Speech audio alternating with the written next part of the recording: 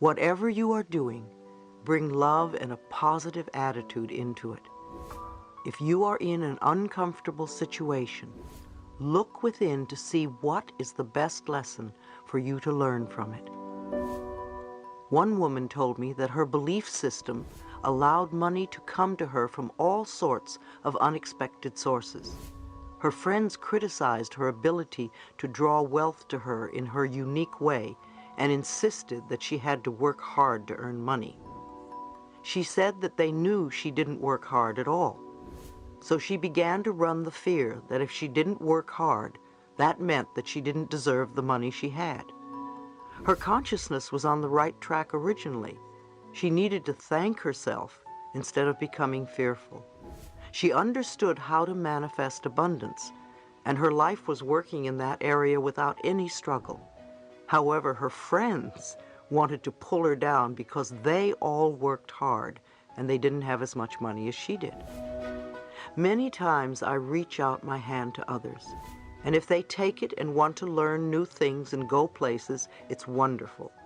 If they try and drag me down, I say goodbye, and I work with somebody who really wants to come up out of the mud. If your life is filled with love and joy, don't listen to some miserable, lonely person who tells you how to run your life.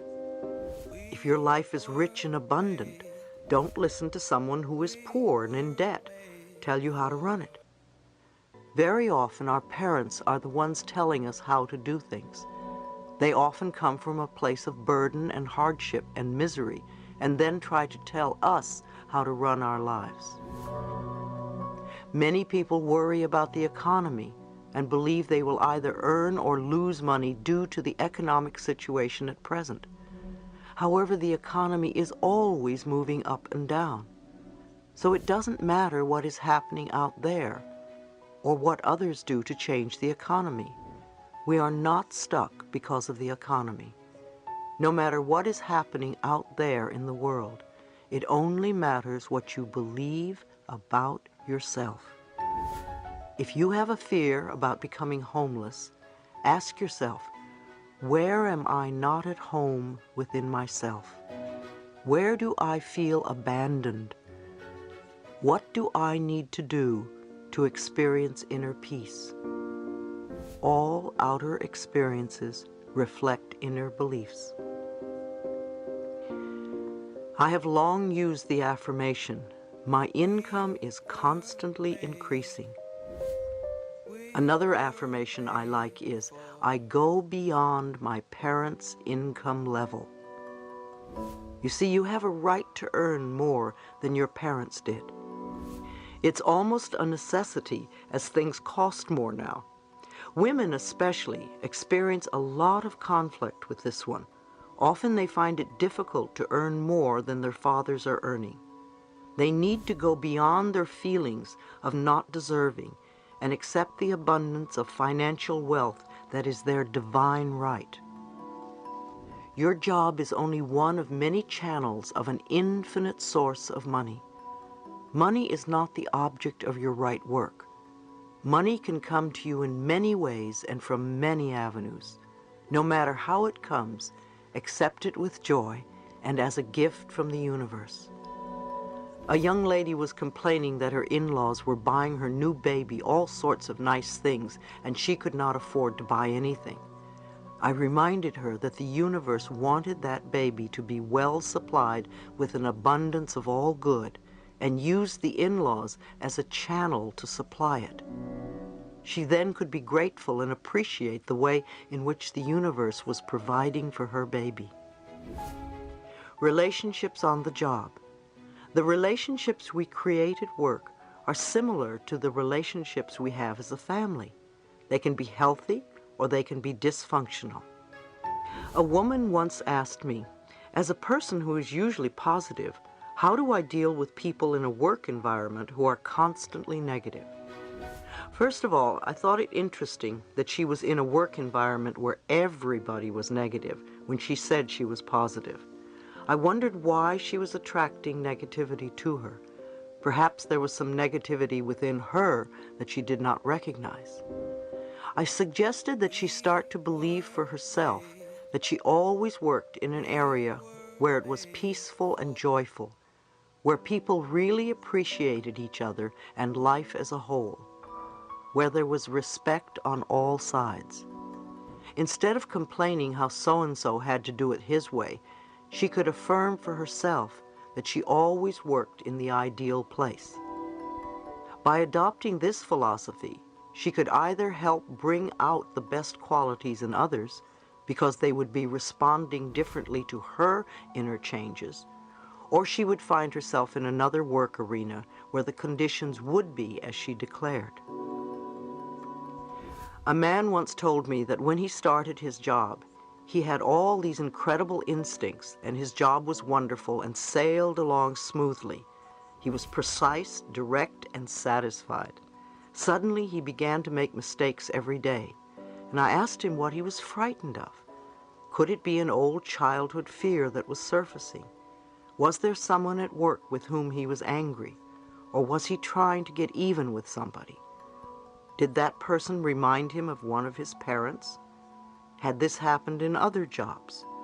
It seemed to me that he was creating some chaos at work because of an old belief system. He recognized that it was an old family pattern where he was ridiculed every time he made a mistake. I suggested that he forgive his family and affirm that he now has wonderful, harmonious relationships at work where people totally respect him and appreciate everything he does. When you think of your coworkers, don't think, oh, they're so negative. Everybody has every quality in them, so respond to the good qualities that are in them and respect their peacefulness instead. When you can focus on these qualities, they will rise to the surface. If others are constantly saying negative things, don't pay attention. You want to change your consciousness.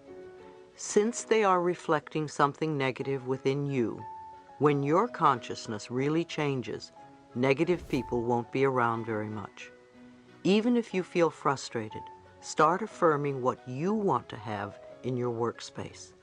Then accept it with joy and thanksgiving. One woman had an opportunity at work to do what she loved and to grow from the experience. However, she would constantly get sick and sabotage herself.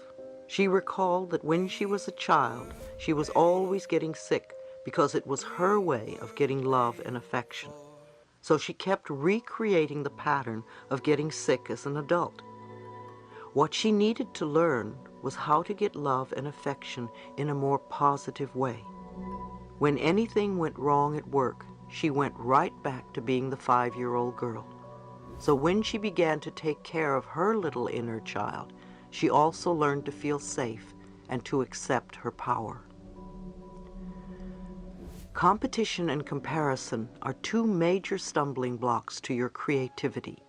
Your uniqueness sets you apart from all others. There has never been another person like you since time began. So what is there to compare or compete with? Comparison either makes you feel superior or inferior, which are expressions of your ego, your limited mind thinking. If you are going to compare to make yourself feel a little bit better, then you are saying somebody else isn't good enough. If you put others down, you may think you will raise yourself up. What you really do is put yourself in a position to be criticized by others. We all do this on some level, and it's good when we can transcend it. Becoming enlightened is to go within and shine the light upon yourself so that you can dissolve whatever darkness is in there. I want to say again that everything changes, and what was perfect for you once may not be anymore. In order for you to keep changing and growing, you keep going within and listening for that which is right for you in the here and now. Changing the way we do business. For the past several years, I've owned my own business. My motto has been that we open the mail and answer the phone and handle what is in front of us, and there is always plenty to do. As we did this day by day, the business grew from a few people to well over 20 employees. We established our business on spiritual principles, using affirmations to open and close meetings.